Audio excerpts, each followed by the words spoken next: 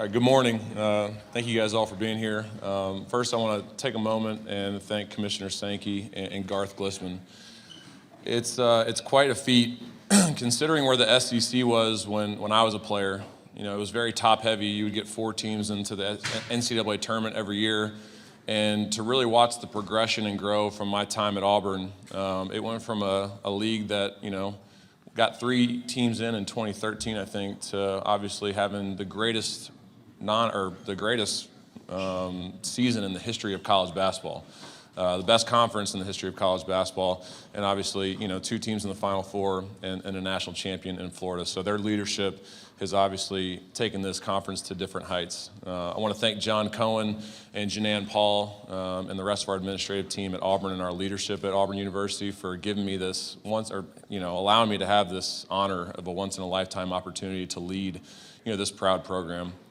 The staff is the reason why, you know, we're still here. We have one of the, if not the greatest staff in college basketball.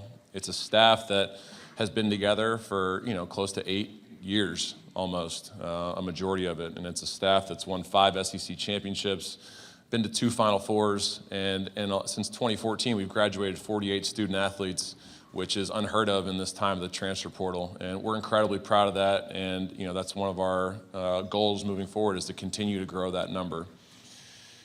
You know, these first 3 weeks have been drinking out of a fire hose. But for me, I've had the fortune of watching BP do this for 30 years. And the day-to-day stuff really didn't surprise me. I knew what I was getting into. Obviously, with a change like this, the first thing that goes to your mind is your players and, you know, what's best for them. And for all 12 of our young men on scholarship to ultimately decide to stay at Auburn, it's a testament to Auburn and how special of a place it is. It's a testament to their teammates and the relationship that they've, you know, really garnered together this summer. It's a testament to our staff and the relationships they have with those players in the recruiting process. So, you know, I don't know if any of you have seen, but our non-conference schedule is it's an interesting one, to say the least. But our guys came to Auburn knowing that this was what they were stepping into, and they're incredibly excited about the opportunity. They're looking forward to the opportunity to show that, you know, Auburn is still a team to be reckoned with. And, you know, it's a group that has continuously gotten better every single week. The energy in practice has been phenomenal, and they're really tired of beating up on each other. So I know they're really looking forward tonight to playing another high major opponent in Oklahoma State. So very busy day for the Auburn Tigers, but, you know, an exciting one. Excited for those 3 young men to be here. You know, Keshan Murphy is a kid that's been playing in the SEC for quite a while now, and for him to be at his first SEC Media Days, you know, I'm just so proud of him and the growth that he's shown. He's a recent graduate of Mississippi State, so I'm really proud of Murph. You know, Tahad Pettiford obviously had a breakout season last year on if not the best team in college basketball for most of the year. He's gonna have a different role this year. You know, he's gonna have a target on his back every single night, and he's gonna have people gunning for him. So for him to be able to trust his teammates and lead a team of 10 new players, he's got an unbelievable opportunity in front of him to show how much he's grown as a leader, but also as a player. And then Keshan Hall, the Big 12 leading scorer last year. He sees the headlines. You know, we can, you know, without saying anything, he's hungry. He's ready to go. So I'm really proud of Keshan Hall. He came here wanting to grow as a defender, as a leader, and as a winner, and just really excited for what this group has to offer. So I'm proud that those guys are standing next to me today. And with that being said, we'll take any questions. Thank you, Coach. If you have a question, raise your hand. Tommy and Molly will get a mic to you. We'll start right here in the front row. Justin Ferguson, Auburn Observer. Stephen, speaking of Keshan Hall, just, you know, can you just discuss kind of how unique of a scorer he is compared to maybe some of the other guys y'all have had at the 4 these last few years, just the variety of skills he's got? Yeah, I mean, you look at historically what we've had at that position, right? You look at Chumo Kiki, you look at JT Thor, you look at Jabari Smith, and even Janai Broom to an extent when he slid over to play some 4 last year. Like, Keshan's got a mold of all those guys as far as his ability to shoot the ball. I would say the one area that Keshan is probably ahead of all those guys is his ability to put the ball on the floor, right? He can really put the ball on the floor and get to the rim and create contact and score through contact, right? He's really quick and really versatile, but I think he's an interesting combination of all four of those guys and his ability to score the ball, right? I give him grief because I call him conference key, because in conference play last year, what'd you shoot, like 40% from three? All right, well, we need conference key to show up, and he's been showing that as of late. He's a guy that's going to get to the foul line. He does a really good job of drawing contact and drawing fouls, similar to like what Janai would do. Shoots a really good percentage from the free throw line. So he's very versatile. If you put a smaller guy on him, he's going to be able to post him up, right? And if you put a bigger guy on him, he's just going to drive right around you. So his ability to play both 3 and 4 is something that we're going to work with this year, and obviously just excited for the different options that he gives us on the offensive end to be able to put him in situations to be successful. Coach, we'll go over here on our left, on the far aisle. Taylor Corn, the Barn. With there being so many new faces on this roster this year, how much have you seen the chemistry grow since all of your players got on campus? Yeah, since June 1st, we spent, obviously we had 3 freshmen and a JUCO coming in, and then from the Sweet 16 weekend all the way up until June 1st, we were recruiting this roster. We get done recruiting the roster like right around May 28th when Filip Jovic commits to us, and then those guys are together for 8 weeks from June 1 until August. So I've been really impressed just to watch their bond and just their unity as a unit. They knew coming in, Taylor, that it was going to be there was going to be somebody at every position that they had to compete with. Like, that's what they signed up for. They signed up to play against really good competition and really good players to not only help the team win, but to help them grow as an individual. So to watch them be able to compete at a high level, knowing how much they all hate to lose, but also to see them grow in their friendships with each other has obviously been really positive, and I think it's a big reason why they all ultimately decide to stay. So, proud of the kids and their chemistry together. One of the unique things about what happened in September, we had to go through some adversity way sooner than 99% of college basketball teams had to this year. A lot of teams won't experience any adversity until November or December based on their schedule, right? When they play a Houston and they get punched in the mouth in the first 5 possessions, right? We had to go through adversity together in September.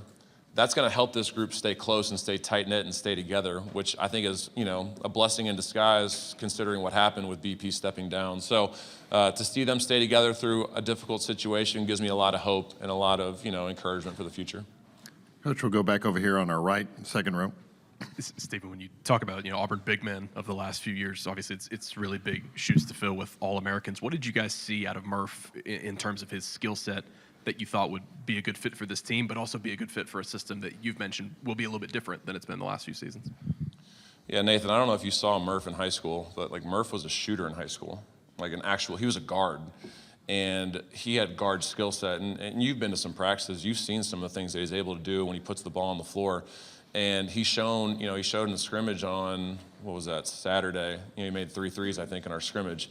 He's shown the ability to stretch the floor and really make the defense respect him out there. So I'm really excited for Murph because, while he was really effective at Mississippi State, I think, considering what our fives do in our system, we allowed Walker Kessler to shoot threes. He shot 20%. Big reason for that is because he was the National Defensive Player of the Year. Janai Broome shot a lot of threes, shot I think 29%. While he was at Auburn.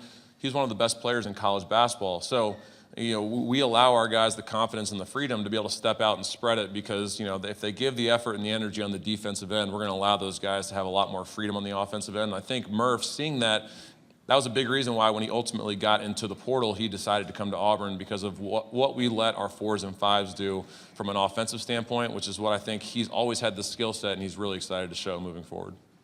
Okay, we're going to go right here in the center. If you can pass the mic down to him. Hey, Coach, Daryl Dapprich, Locked on Auburn. Obviously, the most influential coach that you've had is probably your father, but I'm interested to know what other coaches you've come across in your life that has made an impact on you with style, scheme, that have kind of got you to this point where you are right now.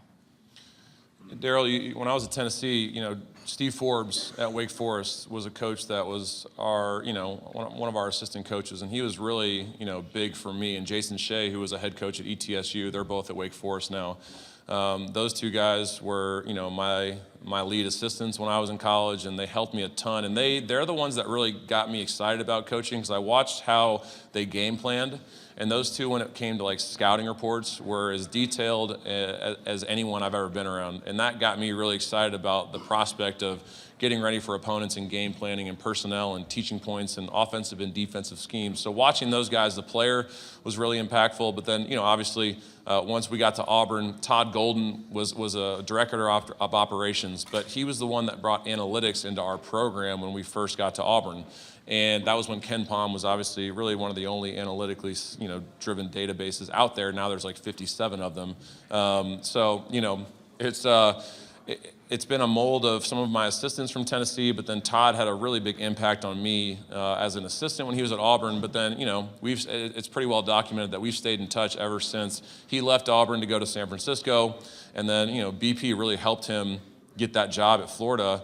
I think he might regret that now, because Todd obviously has turned into one hell of a head coach, and they kicked our ass last year a couple times. So, Todd and Coach Forbes and Coach Shea and some of those guys have really been influential in me wanting to become a coach, and obviously continue to continue on this journey. And then obviously, BP.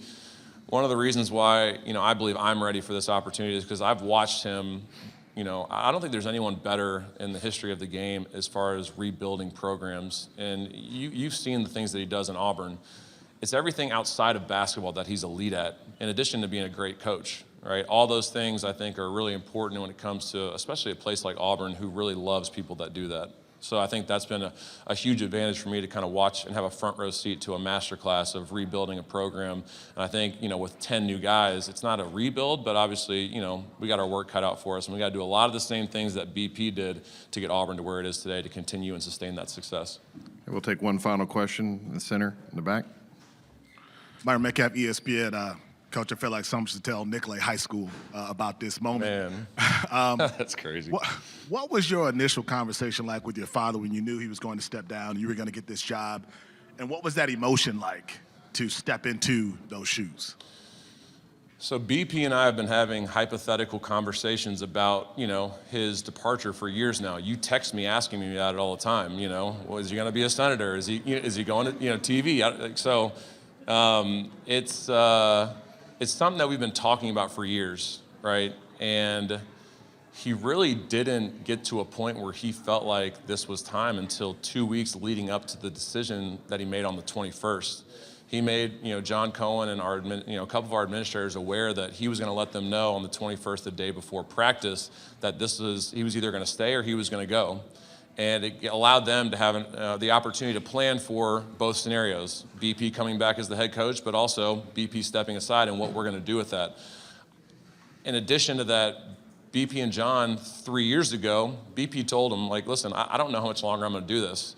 So John has been actively, in his mind, getting prepared for this for 3 years now, and going through all the different options of, do I bring in an outside coaching staff? Do I bring in a big name guy? Or, he watched this staff grow as a unit and stay together and not go chasing other assistant jobs, not go chasing other head coaching jobs. And he ultimately felt like the staff had earned the right and the opportunity to continue to move this thing forward. As far as when it hit me, it didn't hit me until I showed up at the gym at Neville Arena when BP was filming his goodbye video, and John pulled me aside with Janae and was like, hey, you're the guy. So then I was like, oh, all right. Here we go. So it all happened, really fast. But I'm ready because I've spent 38 years watching him do this at a very, very high level. Coach Pearl, thank you for your time this morning. Thank you, guys.